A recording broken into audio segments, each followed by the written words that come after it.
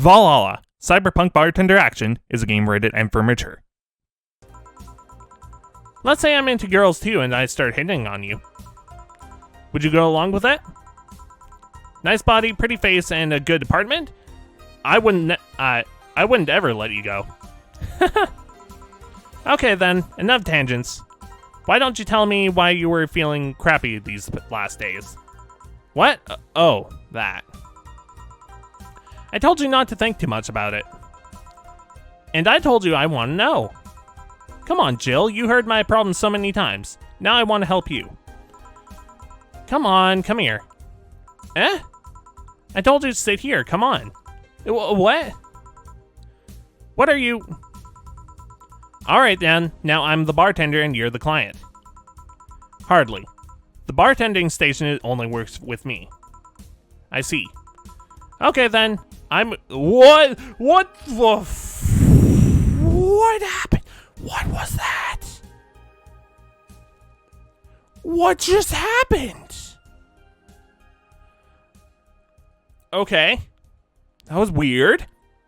Okay, then I'd move this here, click here, and now it works for you, for me, and that dog in the Hawaiian shirt.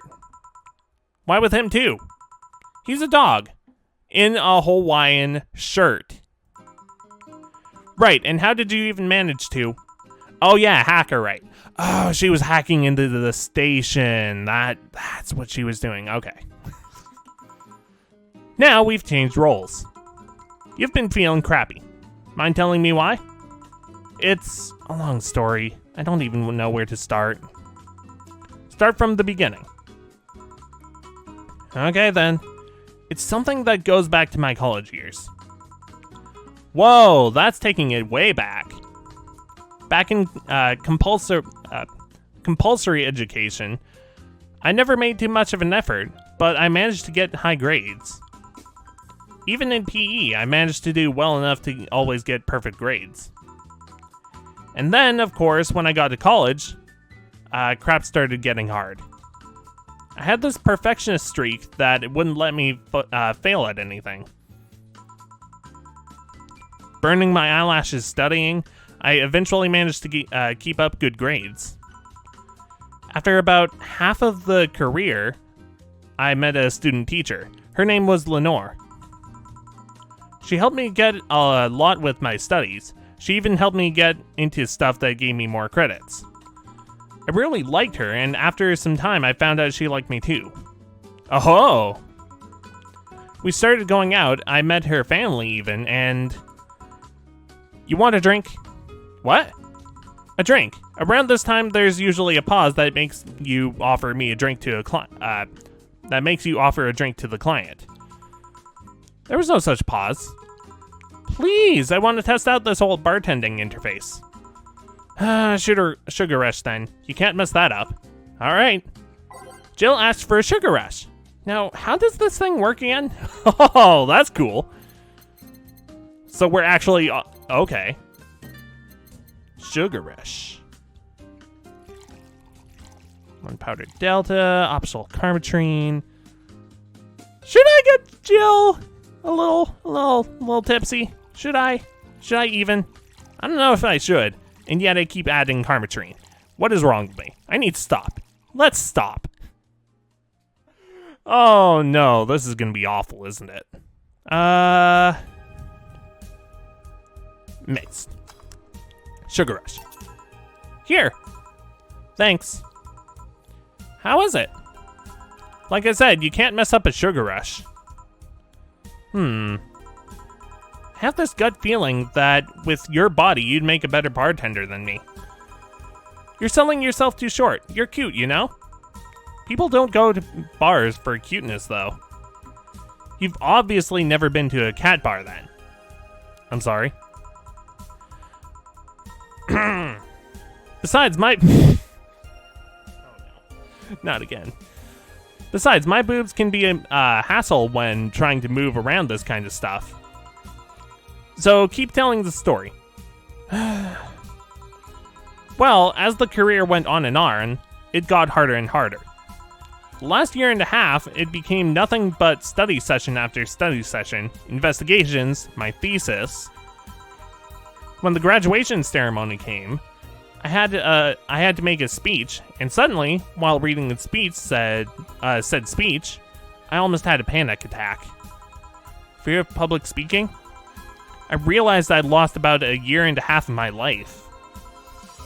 I tried to remember if I did anything fun at all, but all I could remember was studying and investigating new topics. I didn't even enjoy doing all that, so I was just standing there, and the satisfaction of graduating was minimal. I realized I'd only gone through the motions day after day, from high school to graduating. I felt like whole years of my life had slipped through my fingers. I never stopped to think if I enjoyed what I was doing. In fact, I never stopped. But at that point, I stopped and realized I needed a breather or something. Did I even like that career? It was all terrifying as heck. I needed all of my strength to not start running like a panicked mess.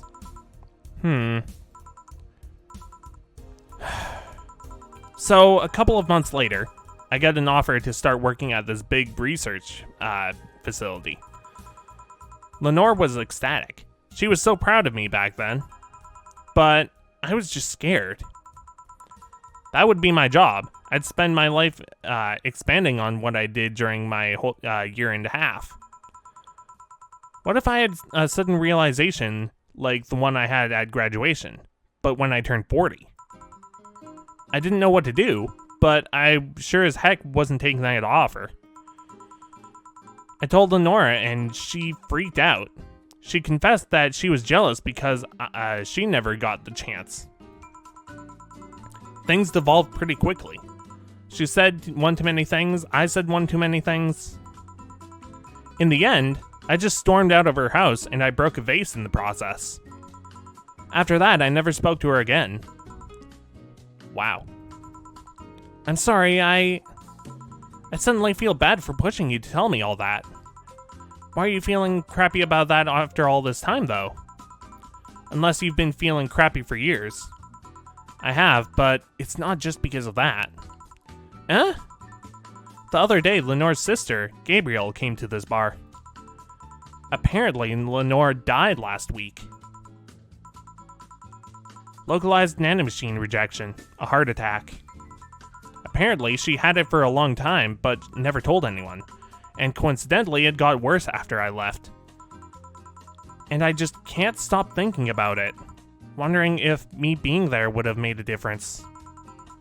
And if it's true she had that for a long time, why didn't she tell me she was sick when we were together?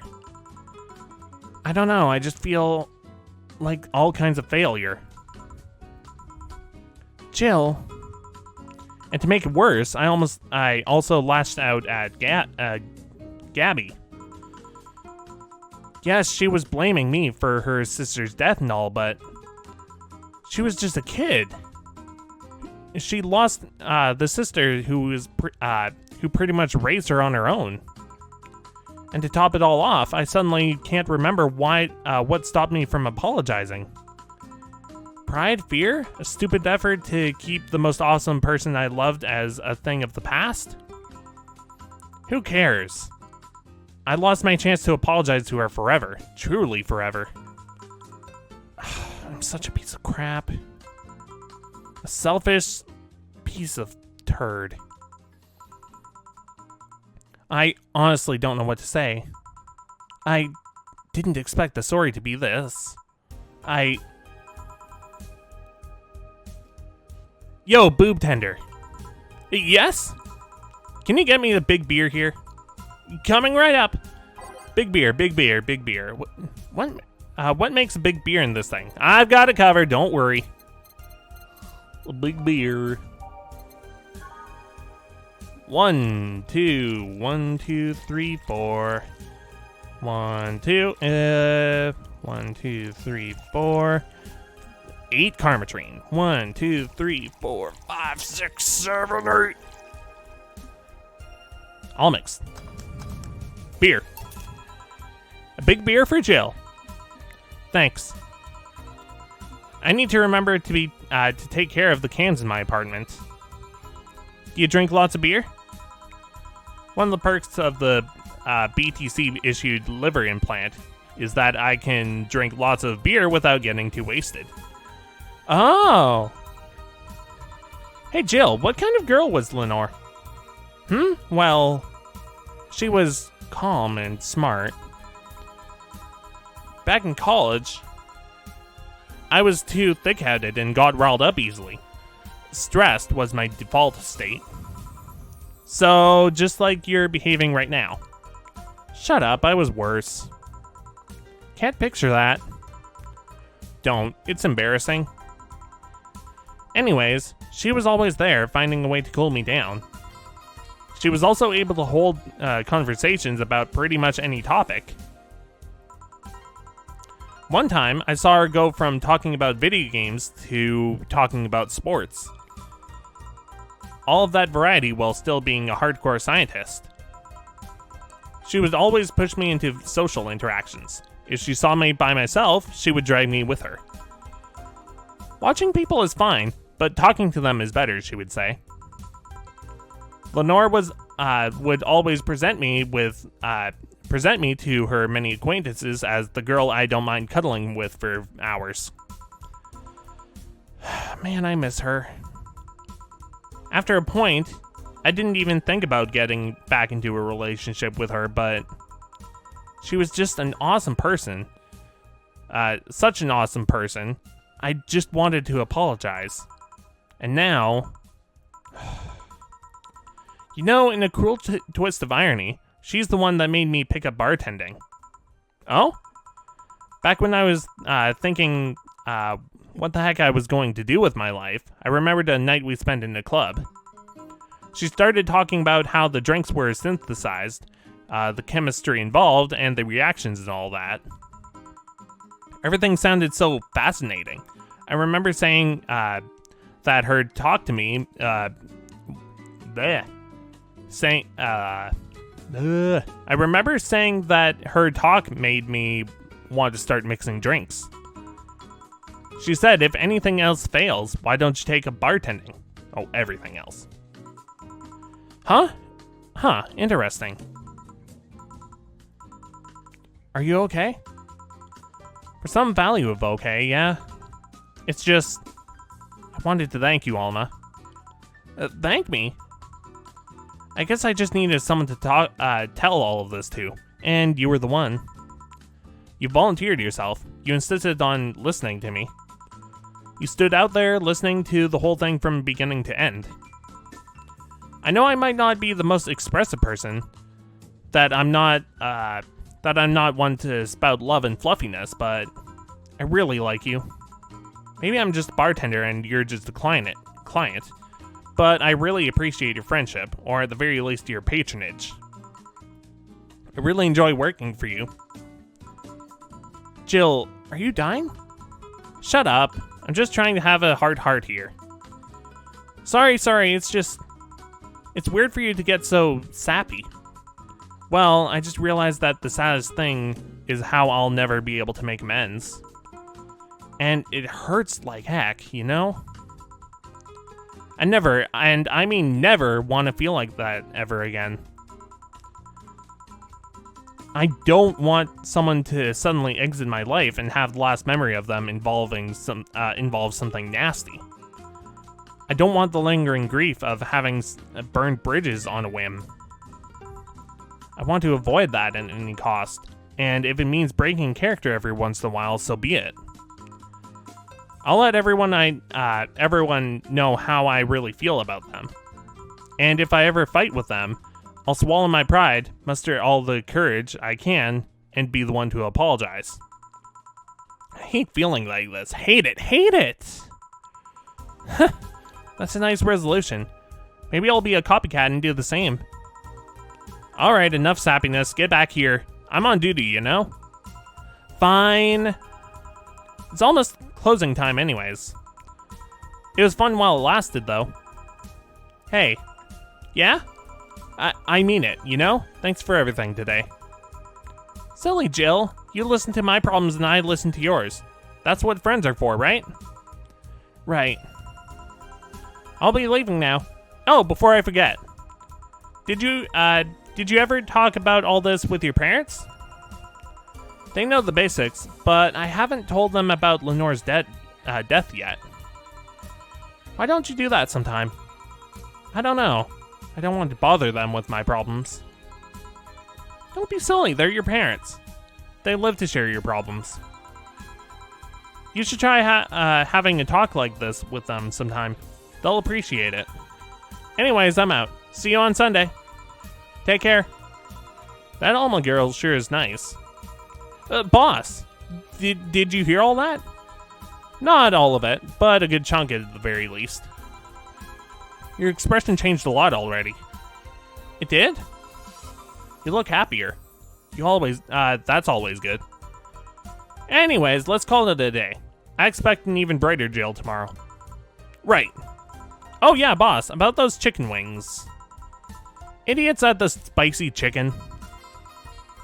Sorry, Dana, we don't have enough spices for your order until tomorrow, they said. Is that how they treat their regulars? I'll call the manager. Boss?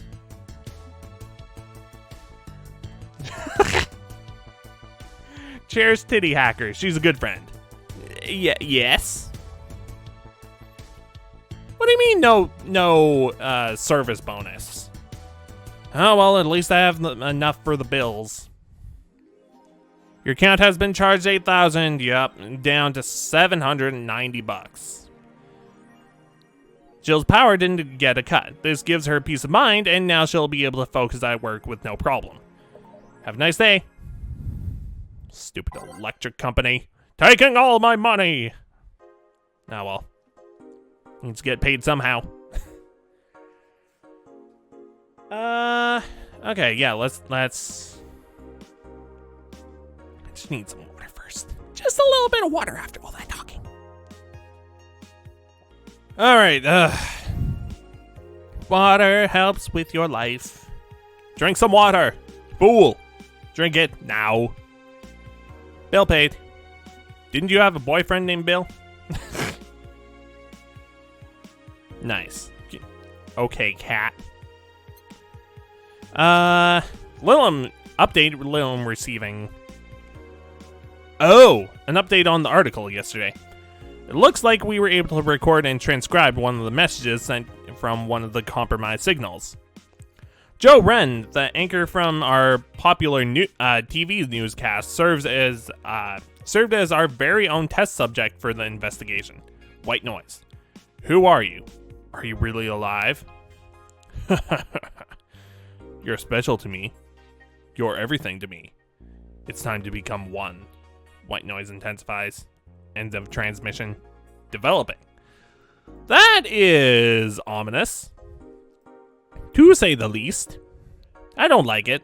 Nanomachine rejection has taken 80 lives? Wow. The Health Observatory just released their annual report on nanomachine rejection cases. The total number of reported cases has risen to 80, an increase from 65 cases reported last year. Nanomachine pollution was particularly strong this year due to the recent protests. Wrote the observatory. Protests caused by the police force to release new varieties of nanomachines. Their function is still unclear, but according to our sources, they're intended for crowd control purposes. Okay. It's unlikely we'll find a cure in the near future, and we can only hope cases like these will become rare in the following years. Okay. Model Warrior Julianne returns this February. Is that a tear in your eye? No. The classical magical girls show, Model Warrior Julianne, is coming back to public television this February after almost 2 decades of absence. Even though the show has been on every on-demand service for a while now, most of Glitch City's citizens need to think twice need to think twice before subscribing to any non-essential service, especially the lower class who have a limited number of internet purchases. Really? Oh, no, never mind. A limited number of internet purchases per year. The show's return is certainly welcome. Today's parents will finally be able to share a piece of their childhood with the kids without risking dinner or breakfast. Cool.